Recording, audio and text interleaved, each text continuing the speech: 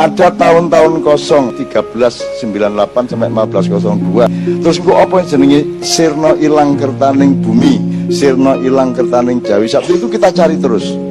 Ana sing ngarani Majapahit iku gak hancur, Majapahit iku disengitno, dikubur oleh sesepuh-sesepuh dan orang-orang sakti karena tahu tidak akan bisa menahan perampokan-perampokan dari Eropa. Girindrawardhana Kediri memang tidak pernah takluk kepada Majapahit selama ada, tidak pernah. Mereka tetap, jadi Kediri itu dulu bagian dari Majapahit selama ada Majapahit. Jadi begitu Majapahit lemah, diserbu, dintekno, kemudian ono gubernur sing jenenge Nyolaiwa, gubernur Majapahit. Setelah Demak sudah berdiri, mergo Nyolaiwa iki dikongkon rakyate mbangkitnan kembali Majapahit gak iso-iso, akhirnya dipateni dhewe karo rakyate. Menurut saya tidak pernah ada urusan dengan Islam hancurnya Majapahit itu.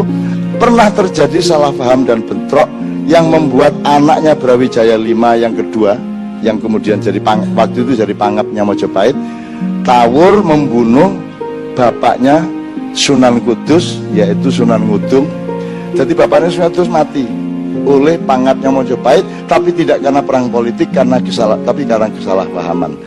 Beberapa saat kemudian Sunan Kalijogo malah mengutus Sunan Kudus dengan 9 orang prajuritnya, membawa pasukan dengan pakaian putih-putih, bendera putih dan kuda putih datang ke Majapahit untuk memberikan suratnya Sunan Kalijogo kepada Brawijaya V, dan suratnya itu isinya adalah menyatakan bahwa rombongan yang dipimpin Sunan Kudus ini memaafkan terbunuhnya bapaknya Sunan Kudus sendiri dan tidak mempersoalkan, bahkan kemudian mengajak untuk bekerja sama. Dan pada saat itulah mulai banyak orang-orang keraton Majapahit yang masuk Islam, sampai akhirnya bojone Brawijaya sing paling ayu, sing disi mlebu Islam, terus dipegat karo Brawijaya, terus dirabi karo Sunan Kudus sampai akhir hayatnya. Bener tak gak sing tak omongno lho, gurung mesti ra, gurung mesti. Wong saiki anake Brawijaya pira cek gurung iso ditentok persise kok. Sing aku ro 117. Anak iku 117. Raden Patah itu kalau tidak salah anak ke-18 apa ke-12 aku lali. Gitu. Nek pangape iku cacakne Raden Patah itu anak nomor 2. Pangape iku bin Bedol Negoro dari Majapahit, terus gawe keraton di Kesultanan di Gelagah Wangi Demak, terus gawe Kesultanan Demak, terus dia juga jadi pangap di Demak, tapi setelah 2 tahun dia pensiun karena sangat menyesali dia telah membunuh bapaknya Sunan Kudus, sehingga akhirnya dia pensiun dini, pergi ke daerah selatan, di daerah Bantul, Yogyakarta. Beliau di sana menyepi, bertapa dan zuhud, menyebut dirinya Panembahan Buddha, dan sekarang itu macam-macam ceritanya. Nah, teman-teman sekalian, itu semua kita cari bersama-sama. Tidak usah bengkerengan di sing bener. Ayo golek.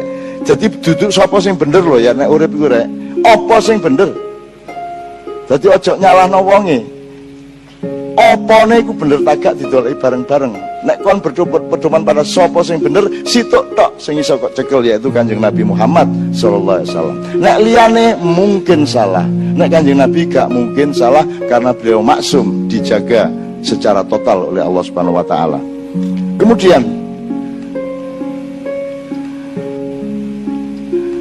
mari Majapahit saat itu dimanipulir Belanda, bahkan di depannya dimanipulir ya. Setelah Majapahit dimanipulir dengan perang Bubat, belakangnya dimanipulir melalui Ken Arok, sehingga kita tidak punya tokoh lagi, kita tidak punya kepercayaan diri lagi sebagai orang Jawa.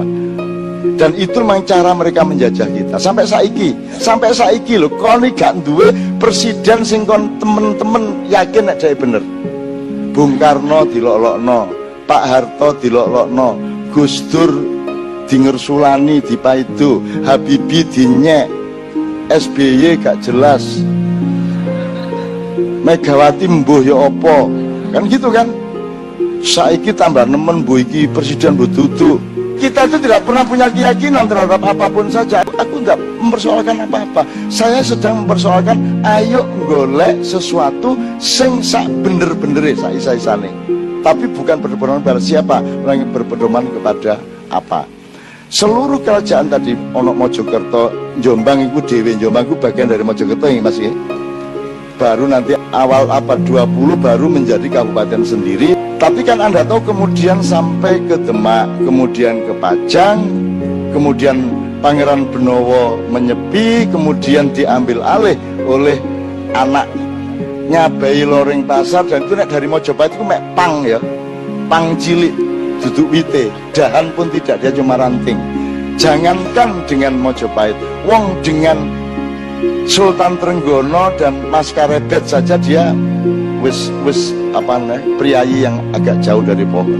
Nah, dia yang kemudian memimpin Jawa yang terakhir, meskipun konstitusinya sudah beralih dari Hindu Buddha menjadi Mataram Islam. Nah, singkat kata Mataram Islam itu kemudian dari Senopati sampai Sultan Agung sampai Amangkurat, terus sampai akhirnya perjanjian Giyanti, sampai jadi Keraton Pakubuanan dan Hamengkubuanan, kemudian Mangkunegaran dan Paku Alaman. Terakhir teman-teman sekalian, keraton-keraton Islam Jawa ini pun dihancurkan karena di dunia ini semuanya sepakat sing rojo ndek kulon, rojo ndek lor. Nah, iki sampai ke Sultan Hamengkubuwono ke-10, beliau membuat Sabda Raja. Pokoknya itu suatu inisiatif dan tindakan yang menghilangkan dimensi Islam dari paugeran keraton. Jadi Sabda Raja itu pokoknya mengganti Hamengkubuwono menjadi Hamengkubawono, menghilangkan Sayyidin Panatagama hilang, ya, Khalifatullah ing bumi Mataram hilang. Jadi pokoknya ada deislamisasi. Dan keraton Jogja sekarang itu 90% tidak lagi ada di tangan orang Islam. Nah, untuk membiayai Sabda Raja ini ada uang yang dikirimkan ke sana sebanyak 21 juta US dollar. Saya tidak akan menyebut siapa yang mengirimkan, tetapi sing nggawa duit iki kaget loh, iki duit diganye ini ta. Akhirnya ndolek konco-konco di Jogja lapor dan bahwa ternyata ini begini. Nah, dia yang bawa duit itu kan memberi tanda bahwa dia sudah bersaksi dan sudah menyatakan sebenarnya saya tidak tahu menahu bahwa ini dipakai untuk menghilangkan Islam dari keraton, kemudian ninggalin emas. Itu untuk tanda bahwa ada peristiwa besar-besaran di Jogja di mana Islam akan dihilangkan dari keraton. Cuman gak usah cemas karena Mojopahit tetap berkuasa di Yogyakarta. Tenang aja.